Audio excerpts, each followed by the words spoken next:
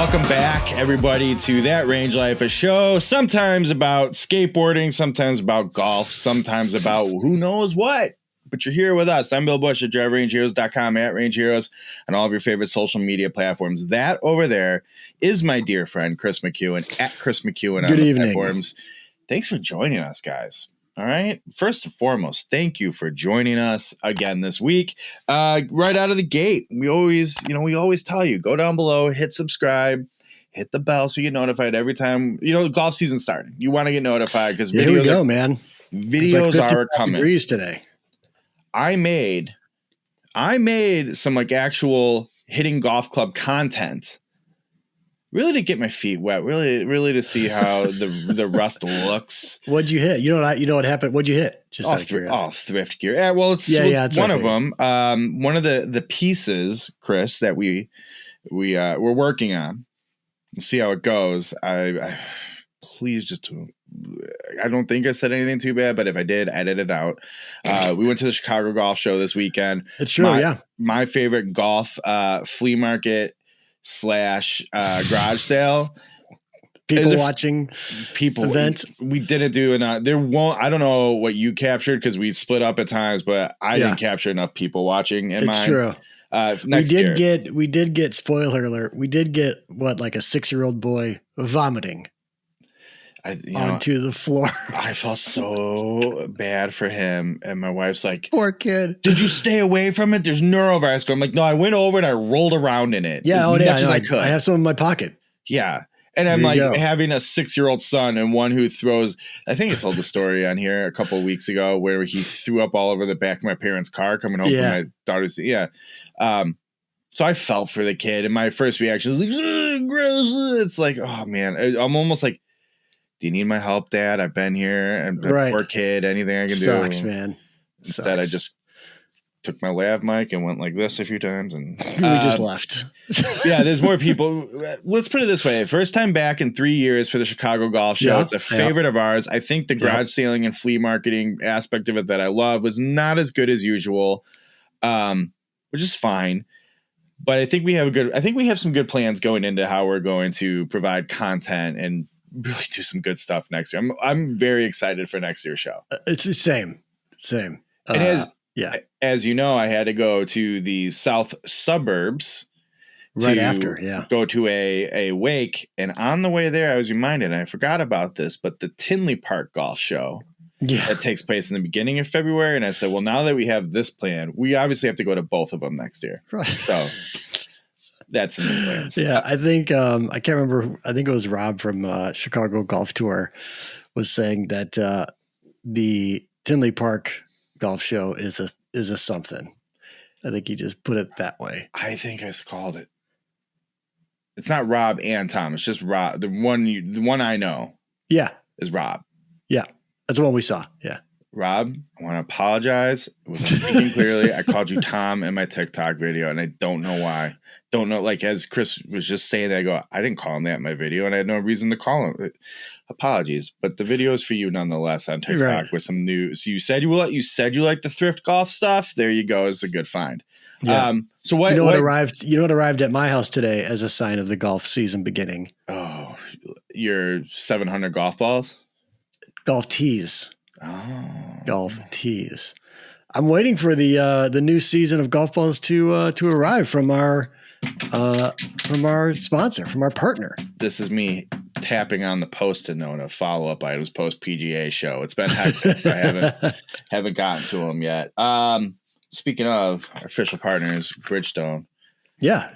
Make sure you go check them out. I do have a box of the new E6 golf balls. I saw that. You got to figure out what we're going to do with those because I am not the target audience. And I did get a comment though on the TikTok video of those. Where guys like everyone thinks they need to hit a Pro V1 and they're going to that'll be the best ball because it's the best ball. They're not. These are great. Yep. Great video. Thanks. I'm like, you're welcome. Look at that, man. The supportive social media post. That's fun. Plenty non-supportive ones in the rest of the videos. Especially I feel like Pro V1s are like the golf ball of the bourgeoisie. Yeah. You know, like I want to go. Bridgestone is the golf ball of the proletariat. I think that's that should be their new slogan. Quite honestly, it's a golf ball of the people. Sign us up for your marketing department with Send that to Elliot. He'll appreciate quotes it. like that. You know. So what did I hit at the show? I found a cult classic, and like I've told you, most of this junk old gear in my garage is not going to be there forever. I will donate a bunch of it back. I will sell some of it, Sure. whatever. Yeah. But some of that stuff's getting kept, and this one will get kept. It is a Titleist 975D driver. What was the D for? Was there an ABC? I think it was like I don't know if it's draw. I don't even know back then how they were doing it. But people will tell you. I want to say that would have been late 90s, early 2000s or so, mid 2000s. Which is wild because you would have looking at that, not knowing anything about anything, you would have thought that club was from 1977. It looks so old. But people will tell you it was like the most perfect shaped driver head ever. They sounded perfect. They kind of had this like, especially at that time where metal woods were very metallic. Yeah. This very just like distinct like whap. They were awesome. So it's $25 from, but really what caught my attention was the 7.5 degrees of loft. And you were with me. Right. Actually, you were with me, found a 6.5 degree one at first glance. We're like, oh, it's a Titleist. And then we realized that was a knockoff and think, man, but the content with a 6.5 degree driver. But then I found a 7.5 degree 975D. I'm like, well, that's still pretty low. Then I found a better 975D with a better shaft in it. So, all right, here we go. I'm buying this one. I was going to ask, is it possible for you to put a modern shaft into a vintage club? Well, I mean, that could be a fun experiment. Yeah, those are newer vintage too. So like they have the right. The only thing is those ones were goofy with like bore through. So I could do it. It's just the worst case scenario, the head flies off the shaft while we're videoing, and it's amazing. Which I did. I'll just also say in the same trip I was doing some shaft reviewing, and that almost happened. So I don't know if it was materials used in construction. I don't know if it was me, but we almost had some damage today. But I brought that guy out. It was. Did you hit golf balls like outdoors, like at a range? No, at the Dome. Oh, okay. And it was everything I wanted it to be. And I have a lot of commentary at some point to talk about with that driver, and we'll do like something real with it. Yeah. But and I will wax poetic. I want to hit it for sure. I want to see just how low to the ground it flies. Oh, it's incredible. But then I brought out, and you can go watch the TikTok video now. It's up at Range Heroes on TikTok. Actually, the reels on Instagram as well. I was hitting my set of Tommy Armour 855 S irons I found. That's fun. Very nostalgic. Definitely brought me right back to that mid 90s era. Felt incredible. Okay, cool. I'm done with them. You know? So yeah. I'll whip up some content, whatever, but they might find their way to a chopping block near you. So it's a lot of fun though. Brought them in an old ping bag. So I brought one real golf, not two. I brought my Adele. I won't say which one for future review purpose, but I brought an Adele wedge with me to, warm up a little bit with, and I brought a driver for the shaft review. But other than that, it was just vintage clubs and a vintage bag, and young Liam was with me. It was a great time. Nice. So I don't know how we ended up here. Let's get into the show. Golf this. Hey, it was obviously we didn't care because it was not one of the important tournaments, right? Right. No drama. No drama. No Sunday. Fun time. It was just super boring. Nobody cared. Yep. I think I said on Twitter, like, enough with that.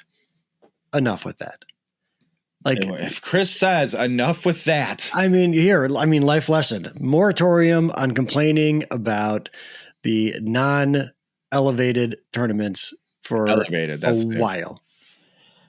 Yeah, I don't know, right? Because I loved it. I thought it was fantastic. And we've had this conversation before. Like, we don't care if the fields are bad. It's fun to have the good stories come out of it and sort of the no-name people. But yeah, if I get it where people are like, I just want to watch Tiger. I just want to watch Rory. Like, but then but even before, I mean, even those tournaments when you've had stars in them, I mean, we've been lucky. We talked about it last week. Like PGA continues to be on a heater with really great tournaments, right? And the big names winning, and then you had Chris Kirk, this recovering alcoholic, versus Cole, who's this young kid, and he's got disease and diabetes and the whole thing, and isn't he the 34-year-old rookie? I think so. Yeah, he's right. 34 years old and a rookie. So. Yeah, that's awesome. I mean, the storylines are everywhere, and then they're both stumbling around on 18 and just being awful. Like Kirk almost hits the car that's sitting in the middle of the lake or pond or whatever body of water that is. And Cole yanks his left and then nearly sculls his chip into the water from the other side. So it was just really fun to watch. And they were going for the back nine. They were back and forth the whole time. Mm-hmm. It was really fun golf to watch. Yeah. I mean, so I guess what I'm saying is I get it if it's like, I only liked watching the Bulls with Michael Jordan. Okay, fine. But if you like watching basketball because you like watching good you like basketball and what's happening in the league, right? Right. The same thing here. Right. And it's not those, I mean, I feel like, again, Twitter is like a 0.01% of the golf population, right? It is not at all representative of golf as a whole. It's only the people up on Twitter that are complaining about this stuff. Like your common dude, he's going to turn it on for a little bit on Sunday. He's going to fall asleep. He'll wake up. He'll be like, oh, and then he'll watch it if it's good, regardless of who it is. Now, obviously, the human needle mover that is Tiger Woods is a different thing altogether. We can't compare. It's not apples to apples. But yeah, I mean, if you like watching good golf, then you're going to watch good golf, period. And fellow True Linkswear ambassador Chris Kirk with the win as well. Shoe twinsies, he and I. Yeah. Shoe twinsies. Yeah, got those same pair. Not a big deal. So that was very exciting. But let's get down to what the biggest moment of the tournament was. And that was our good friend and favorite pro of the show, Akshay Bhatia. Star. He's an absolute. I mean, I guess all you had to do is take your shirt off for the whole tournament, and then he'd be everywhere. 2 mud shots in 1 round. Yeah, disrobing for him, which I'll admit it, I didn't expect him to be as ripped as he was. So good for him. With the flowing salad just going, a gorgeous human being. 100%. Yeah. So shout out to Akshay. Didn't finish where he wanted to. Tied 49th at the Honda, but I'd say top 50. It's not terrible. Right. And he's not even supposed to be here today. It's clerks for a minute for the during the week he was like top 20. Like for just a second, he was flirting with some real. The guy belongs with the big boys, obviously, and more importantly, seeing the stat, he is. What did I say? 17th in points on the Korn Ferry Tour this year. That's right. That's right. Oh, the other. I think I saw Thursday and Friday. I think he was like +6 strokes gained approach. Like he was golfing his ball on Thursday and Friday. Am I nuts? I felt like I was looking at something and went, he's standing on the wrong side of the golf ball too. Yes. Yes, he is. And I go, I've watched this guy swing a golf club a lot, but like, I don't know if I thought like it was a transposed image at some point or whatever, but I'm like. Yeah, for whatever reason, never registered with me either. There was one shot where I was like, wait a minute. That's southpaw. Your club's not flipped over. Like, are you doing this sort of like a bit? Like, let's see how far I can hit a lefty. And like, right. Oh, he's left. That's awesome. He's left-handed. Perfect fit for this show being a weird outlier to it's true. The standard. It's true. That's my Akshay coverage. That's all our pros that were in action this week. Rick wasn't in. No. Sahith wasn't. Right. Zach Fisher wasn't. Web.com comes back, I think 2 weekends. Okay. Maybe it's this weekend. I don't remember. But now we have 2 tournaments going on this week. Yeah, that's right. We do. Well, so everyone's going to be around doing stuff.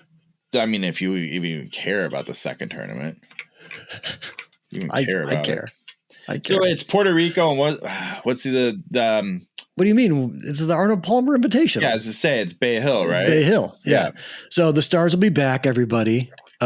Big time names on the list. Rahm and defending champion Scotty Scheffler. Our boy Willie Z is going to be there. Our boy Sahith Theegala is going to be there. Rory. The list goes on and on. How good would it be though if like just one of them, Rahm or Rory's like, no, I'm gonna go play Puerto Rico. Oh my God, that'd be awesome. Well, what kills honestly. me, it's like, no, you have to play so many elevated events.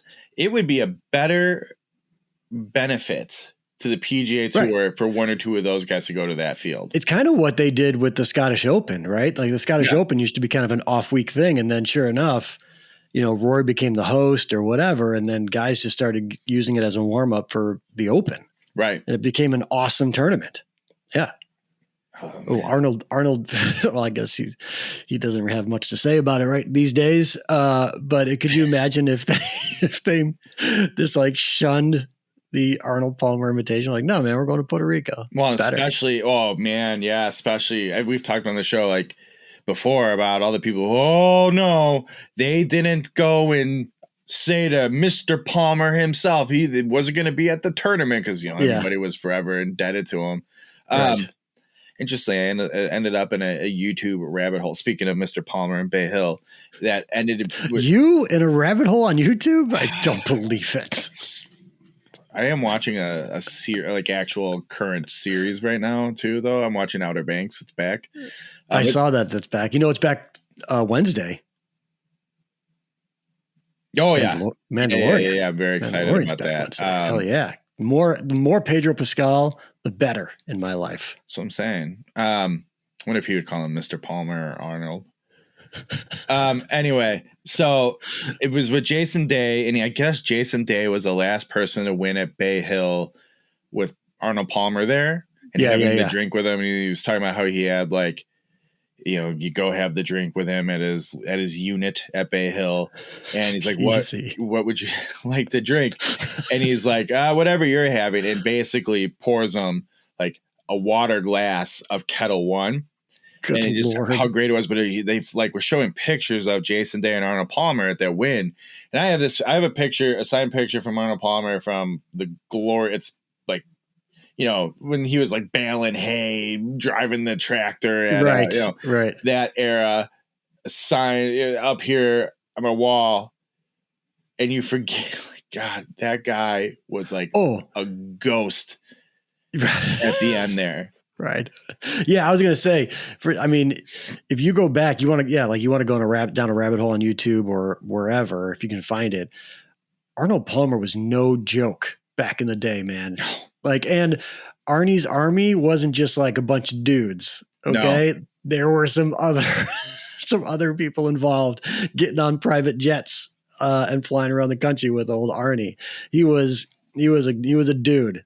Just put straight up. We'll just put it that way. Maybe it's like a little Don Draper, Mad Men kind of vibe. But Winnie, and he had Winnie, good wholesome Arnie. All right, we better move on. Right. So, all right, what else you got? Who do we like at Bay Hill? Well, I'll tell you what. Mark failed at providing us a video as of this recording. Call him. But I see you got your phone. Call him. But I will give you his pick, which is Will Zalatoris. But I'll for real, Zalatoris is plus 2,000 to win that thing. I don't mind it. Here's a kind of a crazy one. Rory McIlroy is plus 950 to win it. It's also kind of inviting. The favorite being Jon Rahm, who's plus 700. But I don't know. I kind of like. I'm gonna go and look as we get closer to the week. See, the problem is when you go into so I use whatever this is, FanDuel. I can't get the prop bets until later in the week, and I like the prop bets. Yeah. So I can't really share that with everybody. Like in golf, there's such little. It's not like you can choose, hey, they're going to make it to the Final Four. Or they're going to do this or that. Like, right. There's only so much you can bet on in advance. So the prop bets are the only thing that make it interesting. Yeah, so I love the head-to-head, and then I love like a top 10 or a top 5 bet, that kind of thing. I almost did put, I think Chris Kirk was in second place on Friday, third place, I think. It might have been 2 shots back or something. And I had a $5 free bet, and I'm like, Chris Kirk is a veteran. He's won there before. He loves the Honda. He's going up against all the kids. Like maybe he can make some moves, but I got distracted and did something else. So Life. Yeah. Life Did you brought up the Honda again. Did you see the sign of the guy that said 42 years, thanks Honda, we'll miss you? No, I did not see that.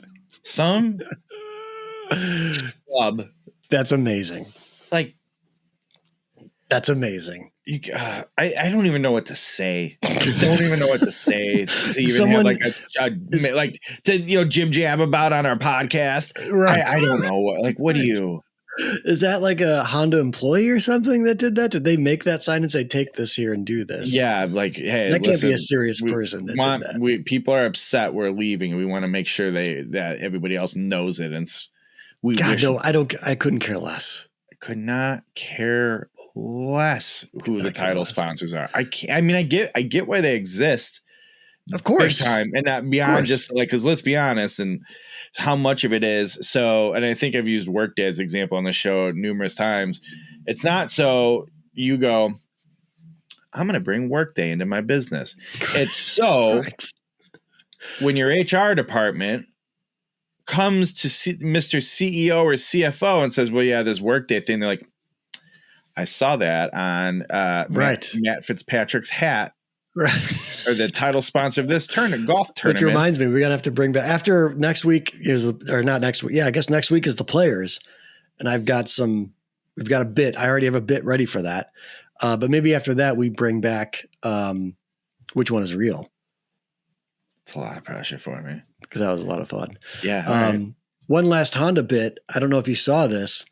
And I don't know. I heard his last name said both ways. Justin Suh or Justin Suh. I heard Suh. S-U-H. It is Justin Suh. I think so. I mean, I don't know. I heard both. I heard it both ways. And I should have delineated between, like, if Azinger said Suh, that's obviously wrong. It's definitely not. Yeah. Because that dude's still the worst. I think there was a shot where Cole, he was in a bunker. I think it might have been on 16 or 17, maybe. Can I guess what Azinger said, having not watched it? Tell me, yeah. I bet he really wish he wasn't in this bunker right now. Wait, well, he probably said that. All right. But he said, so the shot was, the ball was below his feet. It was like on the downslope. And, he tries to get out of the bunker and he doesn't. Just doesn't clear the sand enough and it comes rolling back down. And Paul Azinger, broadcast professional, says, boy, he really didn't want to do that. Like, thanks. My joke wasn't so far off. Yeah. It's like, and that right there, even my wife made fun of him, but that is the quintessential Paul Azinger insight on a golf broadcast. It's just a nothing. I like that slip people saying pausing her. Right, yeah. Maybe anyways, Justin Suh. Yeah. I should say, did you see the putter that Justin Suh was using on the tournament? I saw it on the social media after the fact, and I forgot which Nike it was, but Answer Style Nike. This very putter, the Nike Method Blade putter, my first putter that I ever bought. I am surprised. My own money right there. That was it. With you and your look at how beautiful that is. This makes me want to bring it back out and play it again. I love this putter. Your need to deal with space. I'm surprised you have that still. 2 things remain with me for life. This putter, which check out the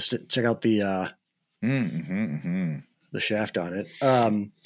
This putter will remain with me for life because this is the first putter I bought when I started golfing, and my Nike 3-wood. Oh yeah. Will also stay with me because that's also one of the first clubs I bought. And that thing was like, that club was so great. God, I'd like to hit both of those golf clubs that you mentioned. You can. I've hit the Nike before. Oh, the Nike 3-wood, man. God. No, those were fantastic. Such a great club. It's the red one, right? The red VR with Yeah. the like chunk out of the middle because it's Yep. stiffer. Yeah. Those Yeah. are, I have it somewhere over there, I think. I remember too, it would be like, what the Christ are these things? And them hitting them like, whoa, these are actually pretty sweet. Pretty good. Driver, but the fairway woods were good. Yeah. For sure. And then the black one that came out was black and neon with the same similar design. Oh, yeah. That driver was pretty good. Yeah. Yeah. Gear nerd, just go down that rabbit hole. Anyways, I for the first time, I got it. You know how you guys love your gear and stuff. Like obviously the stuff that I started playing golf with when I was 30 years old. Yeah. Was the Nike stuff, right?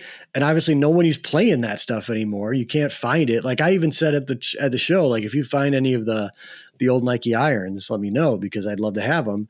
But then when you see someone playing the stuff that you played, like there's some nostalgia there. I'm like, I don't have nostalgia for anything before what year is it? 2023, 2005? Right. Or whatever. Like I just don't have it. So I got a sense of that for once. Thinking of the garage sale, and there was like specifically there's one vendor who used to come with tons of great like I remember when we went in 2019. That's where you found the Mizunos or either Hogan's. I got the Hogan's. Right. John got the Mizunos. That's right. And he went back for him the next day. Yeah. But like nobody was there. I mean, there was some guys like, well, obviously we found the Titleist, but some drivers, wedges, and single irons. Which, by the way, I bought that 2-iron. And I said I might have this one. I do. So I have 2 of them. Now. It's $2. It's $2. Not a big deal. They did have they had one set of Mizunos that were gorgeous. And I thought, I think you walked right past them, but they were like $900 for the set, but they had a set of Titleists that I thought were just incredible. Oh, we looked at the Cobra, the Ricky Cobra limited edition. Oh, that's right. I forgot about And the guy being like, yeah, $900, but these are collectors. I'm like, I can't pay $900 right to collect a set of irons. And then of all the people, he throws this tour Scotty Cam at him like, well, so I sold mine for the exact reason you're saying. And he's like, oh, okay. And then I go, what am I doing here? But I don't think like those are great. And if they were $500, probably. I just want to go ahead. But they're not going to become more. I don't think those irons aren't going to become more valuable. Oh, it's well documented. They've depreciated and they're never going to go back up. Yeah. Like you can call them collectors if you want. Like if there's some psychotic Ricky Fowler fan that wants to have those, but that's it. That's the market. I want to hit. It's not like it's an investment like a Scotty or something like that. I really do want to play around with them though. I mean, it'll be brutal, but I want to do it. See, but that's the thing. Like if I paid $900 for them and they're like, there's collectors, even though we know that they're not really worth that, or the minute you buy them, it's like a car and it depreciates. I'd be like, no, you're not hitting those. Right. Which is dumb. So dumb. But there we are. Anyways. But yeah, that vendor who I got the Hogans from and John got the Mizuno. So I'm like, that's the guy who would have had Nike stuff. And I didn't see a single Nike iron. Yeah. If I saw the Nike, I think they were the SQ yellow and black. Yeah, this original iron. Sasquatch stuff. Yeah, I think I would have bought those because, yeah. And then like a month from now, you'd be like, I gotta get this out of here. No, I would have driven to your house and dropped off the other clubs. Like you're taking these. I volunteer, even be like, all this can still be yours, just stored here. It's fine. Right. Yeah. All right. Do you want to hit on your? We keep teasing the fun facts, but I think we should save them. Let's save them. We'll do them. They're really fun. They are actual legit. I think they're fun facts. So let's do it after the players. Okay, like that. Because I feel like it's a good primer / reminder for us as we begin the golf season. Right. Okay. Yeah. So I'm into that. Yeah, I think that's it, huh? Yeah, I mean, I feel like I could go on and on about a lot of things right now, but I'll spare everybody. Can we do one topic that everybody covered and it's a little obligatory, but I think it's so funny. The CW live coverage had the 0.26. Oh yeah, 7,000 viewers. Oh my god! Over the weekend, I think what outdrew them on the CW, like America's funniest animals. Here's the thing: I keep saying this to people. Like, again, Twitter is this little small, tiny little golf bubble that nobody else really has any idea about, and we kind of, elevate certain topics or whatever that aren't really like the general public does not care, nor do they know about the live thing. They don't even know. Like, we should do it this summer. We should go and every time we golf with a stranger, we should ask them, A, do you know what the live tour is? And B, have you ever watched a single shot?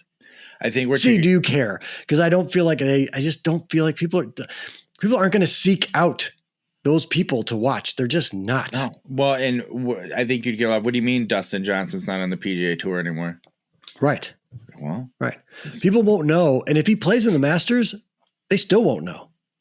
Exactly. You know what I mean? Like it just will not. It just, the stuff is so, we just kind of blow this stuff up out of proportion. It's really, live is like a legit nothing. Did you see the thread that came out of yes, the contracts, what they agreed to? Yeah, and they're like, everything about this is exactly what they're complaining about, the PGA Tour, and I'm like, yep. To the point where these guys the only difference is they're getting $1 billion up front, right? Guaranteed money. That's the only difference. You can say all you want to say about rights and blah blah blah, but what it came down to is the gobs and gobs amount of money. Which fine.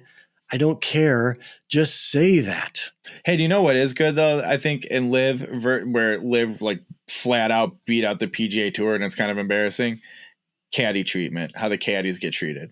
I didn't see that. I saw something about that, but let's be clear. I don't think the PGA Tour per se is obligated to care for the caddies in such a way, but it's one of those things like you could just do it. And it probably would have minimal impact to you. And when I told my wife that the caddies aren't allowed in the clubhouse, she was beside herself. Yeah, she couldn't believe. So why? I'm like, I don't know why. Well, how many of those caddies themselves? Let's like specifically the Bones, the Terry Mundy who's carried Poulter's bag forever. Like all these guys who've been with like pretty big money winners for long periods of time are millionaires themselves and belong to multiple country clubs. Like in this case, they're the help not allowed in here. I know it's really strange. And then the last thing I have, and I wanted to ask you about, I didn't want to go down again the obligatory like, hey, golf show talking about these things, which so far I think we steered into that topic without being too much like everybody else. Explain to me the Sports Illustrated ranking thing where Sports Illustrated went, you know what, we're going to take it upon ourselves. And LA Golf, you mean a shaft company that not only LA Golf, but like they're partners with live guys. Well, so Dustin has equity in the company. Bryson does, I believe. I know Michelle Wee West has some, but like if I think about statistics and measuring things and algorithms and rating, I go, give me a golf shaft company and a sports editorial periodical. Right. Well, people will tell you that the OWGR, is that what it's called? Yeah. Was a product of a PR company. They created that. Okay. They did. They created that. And so this is no different. This is a PR company paying SI to create this ranking and include the live guys so that their names still are relevant before they're not. Because they're going to be, everyone keeps saying like, well, they're still going to be allowed to play in the majors and the Masters, but that's based on their OWGR ranking. Once they don't have that, unless you're a past champion, you're not playing. What I forgot I saw about like where Reed's slipped to in his rankings already because of not playing anything and think of other people. Yeah. But what I love about it, and I guess there's a little bit of guerrilla warfare, and that people are going to go, hey, I'm paying attention to those SI rankings and whatnot. Yeah. Who am I nuts? Or aren't most of the outlets that matter, as in the PGA Tour, the DP World Tour, can't they just go, okay, cool, right, done, right. Use that one, right? Whatever. And then they're gonna go, we're just gonna keep using our rankings because we're happy and it's fine and we're allowed to. Like, it doesn't. Why? What's gonna happen other than, I think they axe to grind, like, well, if you look at the SI LA golf ratings, I know, but if Pat you watch, Perez is a top 10 golfer in the world right now. Right. But if you watch a second of the live stuff, everyone should go watch it. I think everyone should go watch it. Watch 10 minutes of it. Even watching the Honda, and then because I went for a run on Sunday on the treadmill, and it just so happened both TVs, one had the PGA Tour and one had the Live Tour on it on CW. So I was one of the 7,000, I guess, technically. Look at you. That watched it. You were just trying to watch some replays of One Tree Hill, and instead you got hit with Live. Replay. I'd watch One Tree Hill for the first time and love it. But anyways, it's not serious. These are not serious people that are doing this. It's a joke. Everyone, like, you can't, it's not the same. It's just, you can't lump these people into the same sort of ranking system. It's just not the same. It's not the same.